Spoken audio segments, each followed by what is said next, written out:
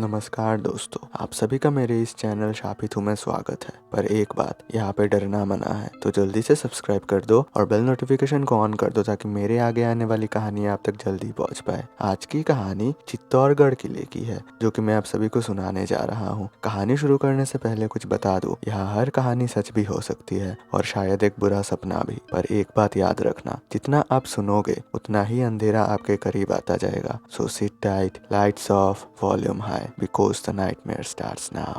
राजस्थान की सर्दी भरी रात थी। चांद आधा बादलों के पीछे छुपा हुआ था। चित्तौड़गढ़ किला अंधेरे में एक खामोश पहाड़ की तरह खड़ा था, बड़ा भयानक और जैसे किसी का इंतजार कर रहा हो। लोग कहते हैं ये किला सिर्फ पत्थर और दीवारें नहीं है, ये बलिदान की मिट्टी से बनी है। और कुछ लोग धीरे से बोलते हैं रात को वहाँ आग जलती है बिना किसी ने जलाए। आरव को इन सब बातों पर यकीन नहीं था। आरव एक ब्लॉगर था। उसका यूट्यूब चैनल हॉन्टेड और हिस्टोरिकल जगह एक्सप्लोर करता था। व्यूज गिर रहे थे और उसने एक धमाकेदार वीडियो चाहिए थी। चलिए आज की रात हम यहाँ इस चित्तौड़गढ़ किले के अंदर रहेंगे, उसने कैमरे के सामने मुस्कुराते हुए कहा, और देखते हैं कितनी सच्चाई है इन कहानियों में। शाम होते ही गार्ड्स ने उसे वार्न किया, सर सूरज ढलने के बाद किले के कुछ जगह बंद किए जाते हैं, खास करके विजय स्तंभ के आसपास। क्यों? आरव ने हंसी में पूछा। गार्ड ने सीधे जवाब दिया, वहाँ रात को रोशनी जलती है और कोई नहीं होता।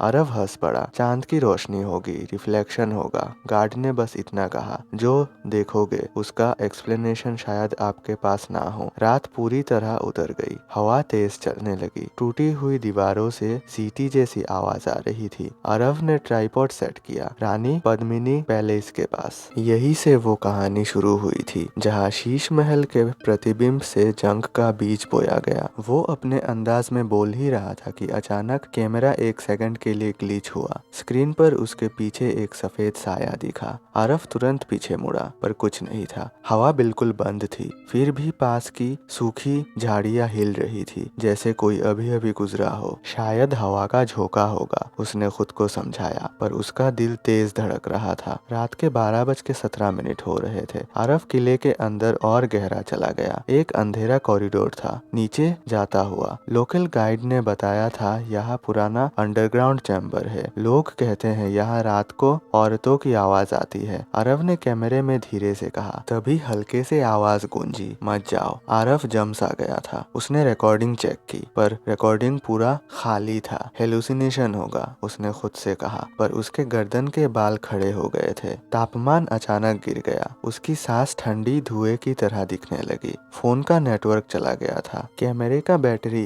90% से सीधा 21 हो गया था। ये कैसे संभव है? उसने हड़बड़ाहट में बोला। तभी उसने देखा, दूर विजय स्तंभ के पास एक नारंगी रोशनी जल रही थी, जैसे आग हो, पर अजीब तरह से शांत। ना धुआं, ना लकड़ी जलने की आवाज, बस एक स्थिर आग की लपटें। आरव ने जूम किया और जो उसने देखा उसका खून जम गया। हजारों औरतें सफेद कपड़ों में खड़ी थी, घूंघट नीचे, चेहरे दिख नहीं रहे थे। वो एक सर्कल में खड़ी थी और हल्की सी धुन में कुछ बोल रही थी, धीमी उच्चारण, एक साथ, एक रिदम में। आरव धीरे से बोला, ये कोई प्रैंक होगा। जैसे ही उसने एक कदम आगे बढ़ाया, खुसफुसाहट एकदम बंद हो गई। एक सेकंड में और धीरे धीरे हर एक सर उसकी तरफ मुड़ गया। दूरी ज्यादा थी, पर उसे महसूस हुआ वो सब उसे ही देख रहे हैं। अचानक रोशनी तेज हुई। चिंगारी बढ़कर एक बड़ी अग्निकुंड बन गया और बिना चिल्लाए, बिना रुके, एक एक करके वो औरतें उस आग में चलने लगी। कोई चीख नहीं, कोई डर नहीं, बस खामोशी।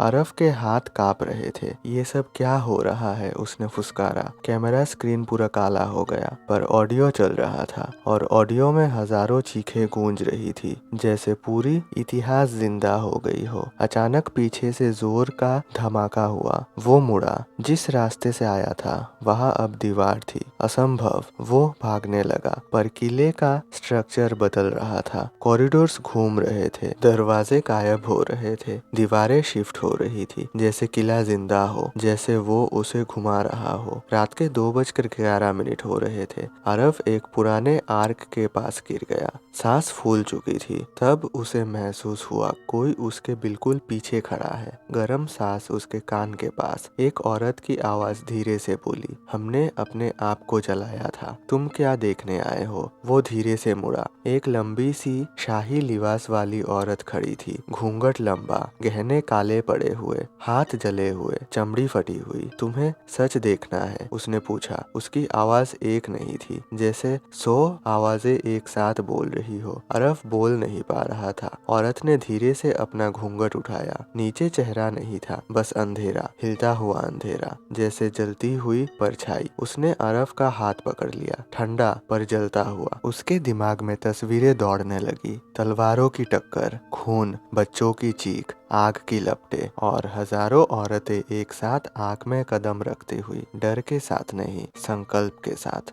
आरव जोर से चिल्लाकर पीछे गिर गया। सब कुछ अंधेरा हो गया था। सुबह टूरिस्ट किले में घुस रहे थे। धूप शांत थी, सब सामान्य लग रहा था। विजय स्तंभ के पास एक कैमरा मिला, टूटा हुआ, बैटरी डेड, फुटेज करप्ट हो चुका था। सिर्फ लास्ट 20 सेकंड बच गए। क्लिप में आरव कैमरे के सामने खड़ा है, आंखें खुली हुई, ब्लिंक नहीं कर रहा। उसके पीछे सफेद कपड़ों में 100 से ज्यादा औरतें खड़ी है। नारंगी आग जल रही है। आरव धीरे से बोलता है, ये यहाँ फंसी हुई नहीं है बॉस, ये यहाँ गार्ड कर रही है। फिर वो धीरे से कैमरे के पीछे किसी चीज की तरफ देखता है। उसका डर खत्म हो जाता है। वो हल्का सा मुस्कुराता है और कहता है, मैं भी रुकूंगा। स्क्रीन काला पड़ गया। अथॉरिटीज ने पूरा किला अच्छे से छान मारा। आरव का कोई पता नहीं, कोई बॉडी नहीं, कोई निशान नहीं। पर लोकल लोग कहते हैं हर साल उसी तारीख को रात के 2:11 में विजय स्तंभ के पास एक नया पुरुष का साया सफेद औरतों के बीच खड़ा दिखता है। वो आग में नहीं जाता, बस देख रहा होता है। और अगर कोई ज्यादा देर रुक जाए तो धीरे से एक मर्द की आवाज सुनाई देती है, मत आओ यहाँ। ये कहानी अभी खत्म नहीं हुई, क्योंकि चित्तौड़गढ़ सिर्फ एक किला नहीं है, वो एक जिंदा याद है, और कुछ यादें कभी जलकर खत्म नहीं होती। अगर आप कहानी सुनते हुए यहाँ तक पहुँच गए हो तो लाइक शेयर सब्सक्राइब जरूर कर देना, ताकि मैं आगे भी आप सभी के लिए ऐसी हॉरर कहानियाँ ला पाऊँ। और फिलहाल के लिए मैं आप सभी से अलविदा लेता हूँ।